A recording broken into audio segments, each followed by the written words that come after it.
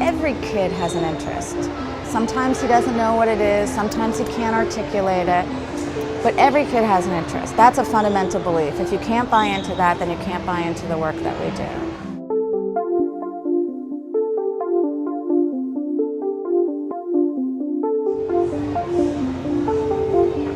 In this day and age, the responsibility of libraries, museums, schools, after-school programs, the type of institutions we work with, is to not only help that kid identify the interest, but progress through that interest, become more advanced. It's just the same job as a tennis coach, the same job as a football coach.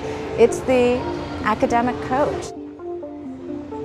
So I'm Diana Rhoten. I'm an organizational sociologist. I work at the Social Science Research Council. One of my projects right now is called the New Youth City Learning Network. It's in New York City. It's a consortium of about a dozen institutions. We're working together to create new digitally enabled learning activities and create new youth networks across the city. The notion of interest-driven learning is not a new concept. In fact, it's quite an old conversation. But it's a conversation that's been enlivened recently by two things: unprecedented technical infrastructure and new empirical evidence around learning. What we see in the kids that we're working with is they want an experience that means something to them personally. They want to be able to relate it into the context of their own lives or their own interests. Then they want to be able to reshape that story and tell it in the context of their own lives and interests. And then they want to be able to translate that into something they can do in the community, they can do, whether that's an online community or a physical community. So it's really it's gone consumption, production, participation.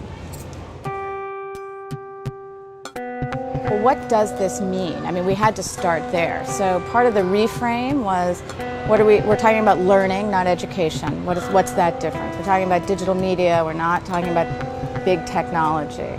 We're talking about learner-centered rather than institutional-driven. So there was a lot of sort of ground leveling to do in terms of just basic understanding of what this transformation might mean. We're trying to get them to think about what happens if you take your assets around biodiversity, for example, and start putting them out there in a way that a kid can incorporate them in a narrative that he or she finds personally motivating, personally relevant, personally interesting. And then ways in which they might be able to do dynamic remodeling around that asset, dynamic mapping around that asset, dynamic storytelling. Because, you know, part of the opportunity here is learning the content, which is very much the 20th century idea around education. But in the 21st century, it's learning the tools and the skills of remaking that content and becoming the creator and the producer.